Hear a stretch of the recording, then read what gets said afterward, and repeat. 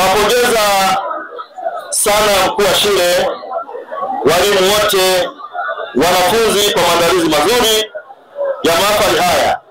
Nawashukuru sana kwa kazi kubwa mnayoifanya kuhakikisha shule inasonga mbele kitaaluma. Katika hotuba yangu niongelee kipande cha nidhamu kwa wanafunzi. Nidhamu ni nguzo muhimu katika mafanikio ya mtu yeyote.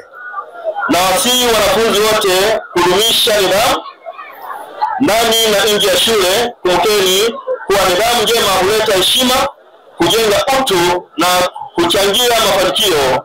Epukeni vitendo vya utovu wa nidhamu kama vile utoro, ulevi na matumizi mabaya ya teknolojia. Elimu ni ufunguo wa maisha. Nawasihi wanafunzi wote kuwa na bidii katika masomo yenu, muwe na malengo makubwa na msikate tamaa katika kutafuta maarifa. Kumbukeni kwamba mafanikio hayaji kwa bahati bali kwa juhudi, nidhamu na kujituma. Kuongeza ufaulu, walimu na wanafunzi kuendelea kushirikiana kwa karibu ili kuongeza kiwango cha ufaulu. Tupange mikakati madhubuti ya kuinua matokeo ya shule, ikiwemo ufundishaji wa vitendo kama nilivyosikia kwenye risala, mitihani ya mara kwa mara na mazoezi ya kutosha. Lengo letu ni kuona shule hii ikipiga hatua na kuwa miongoni mwa shule bora katika mkoa na taifa kwa ujumla. Kwa ujumla, maendeleo ya kitaaluma ni ya kuridhisha.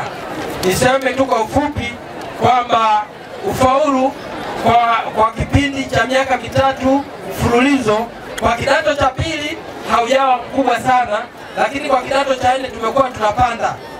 Mwaka 2022 tulikuwa na ufaulu wa wastani wa 77.2, 2023 tukawa na 87.62 na 2024 tukawa na 98%.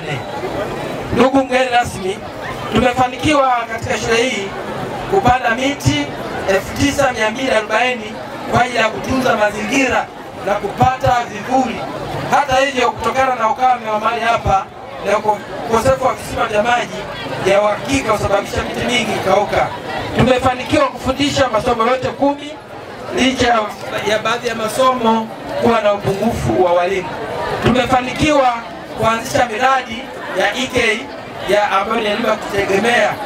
Tuna kilimo ambacho tunalima mahindi, tunalima maharage, lakini tunafyatua tofali na kadhalika. Hiyo yote ni kwa ajili ya kupata pato cha shule pale ambapo fedha zinakuwa zitoshelezi. Ndugu mgeni rasmi, tumefanikiwa kuchimba kisima cha maji chenye ujazo wa lita 8,000 ambazo tunaweza tukapata lita 8,000 kwa siku. Kwa hiyo